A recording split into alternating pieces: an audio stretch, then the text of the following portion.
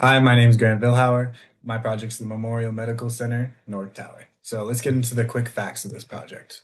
So the project name is the Memorial Medical Center, North Tower. So essentially, the reason why we specified North Tower is there's the main building, which was built in the 1970s. That was been there for quite a long time, and they wanted to add a new building to upgrade the capacity of the hospital, which is called the North Tower. And the location is 1700 Coffee Road, Modesto, California, 95355. And a fun fact about this project is in the main building, I was actually born. And shortly after I was born, they actually built this. So the construction date is 2004 to 2008. So it took approximately 4 years to build.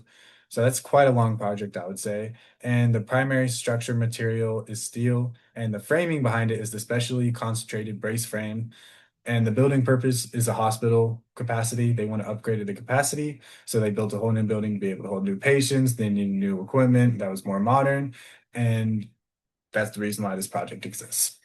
So if we look at the design contributors, we see that the architects was the Gordon H. Chong Partners, while the engineering was KPFF Consulting Firm, a very well-known engineering firm.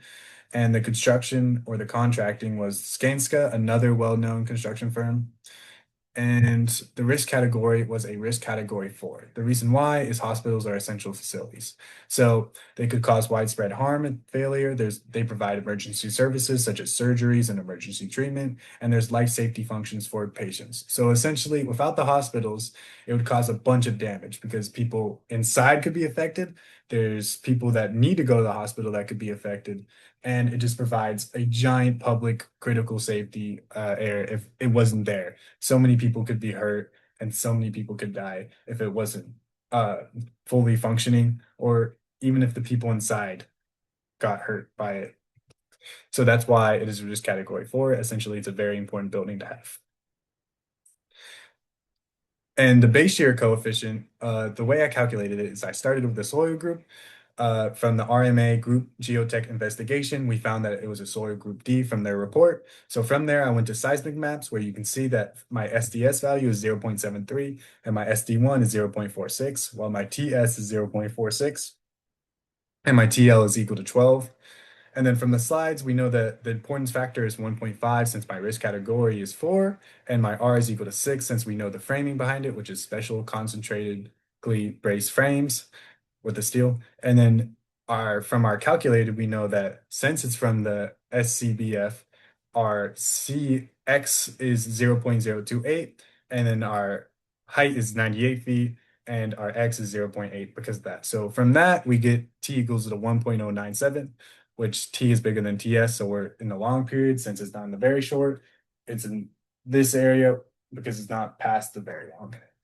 So as you can see, I pasted the equation from the slides where we can just do 0.46 divided by 1.097 times 1.5 over 6 to get a base shear coefficient of 0.105.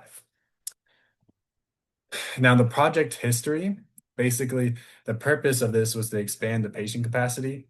They got 112 patient beds, 18 surgery rooms with recovery methods, and a mechanical penthouse. This allows their capacity to be way larger now. They can treat way more patients, they can do more surgeries, and they can even deliver babies, actually. So their capabilities as a hospital just expanded exponentially from this new building. But some of the challenges were they had to add a tunnel that connected to the main building, and they had to build it next to an active hospital. So when you construct this, you can't just like completely shut down the area, right? Because it's a hospital, people need to be treated. It's a very critical thing for society in general. So they had to find construction times where um, least amount of people are impacted because hospitals are usually open 24/7 because you don't want to prevent anyone from being treated no matter what time it is. And they had to find a way where people weren't affected as much. And it was also a very large project, so there's a lot of material, and they had to worry about a lot of other factors going into it with 26,188 square feet, and it also was very expensive, so you couldn't really mess up. $135 million project. That is a lot of money.